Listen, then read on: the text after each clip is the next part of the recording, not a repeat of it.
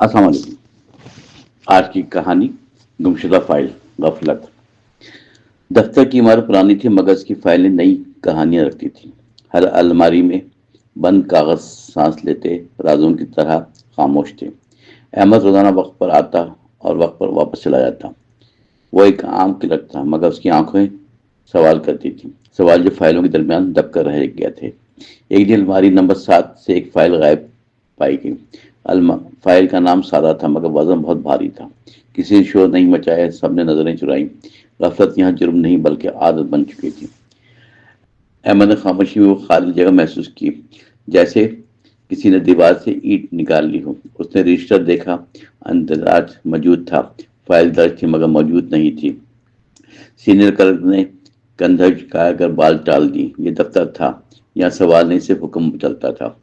अहमद ने फाइल को जहन में रख लिया। शाम को बारिश हल्की हल्की बरस रही थी।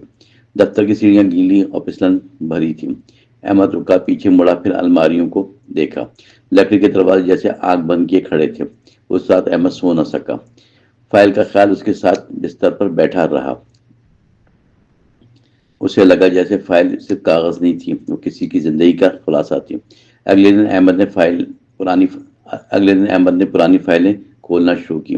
हर फाइल में एक कहानी थी। कहीं जमीन छिन गई, कहीं नौकरी, कहीं इंसाफ फाइल के नीचे दब गया।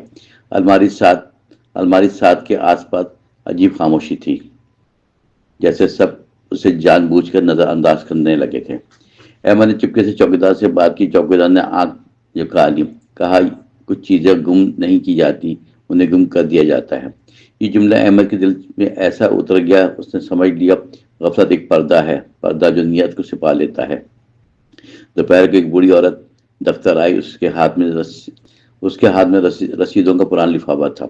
वो फाइल 7 का नाम लेकर रही थी।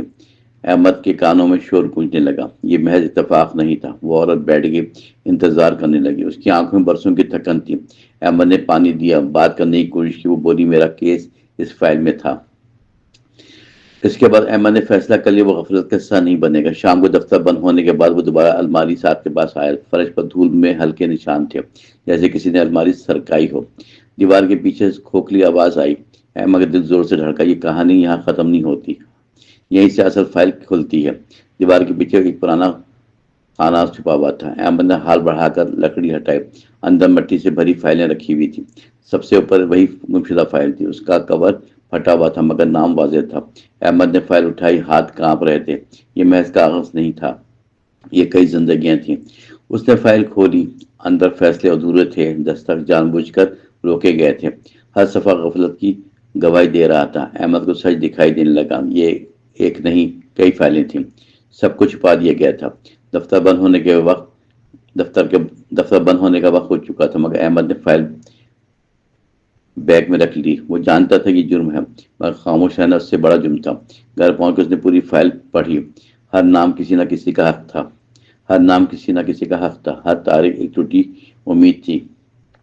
सुबह अहमद दफ्तर नहीं गया। वो सीधा आला दफ्तर पहुंचा। फाइल मेज पर रख दी। कमरे में खामोशी फैल गई।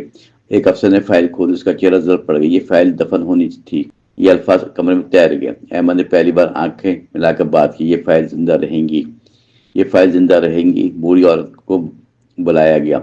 उसके हाथ कांप रहे थे। जब फैसला उसके हक में पढ़ा गया, वो रोई नहीं, खामोश रही। शायद आंसू खत्म हो चुके थे। आहिस्ता आहिस्ता और लोग आने लगे। हर एक की फाइल वापस पी ली। दफ्तर की दीवारें शर्मिंदा लगने लगी। कुछ अफसर मुअत्तल हुए, कुछ ने इस्तीफा दिया। अलमारी नंबर 7 खाली कर दी गई। उसकी जगह शीशे की अलमारी आई जिस पर लिखा था, कोई फाइल गायब नहीं होगी। अहमद का तबादला कर दिया गया मगर उसका ज़मीर मुतमईन था। नया दफ्तर नया था मगर वही निज़ाम। अहमद ने काम जारी रखा। उसने सीख लिया था कि गफलत सिर्फ नज़र चुराना नहीं, ये खामोश जुर्म है और जुर्म को रोकना किसी ओहदे का मोहताज नहीं।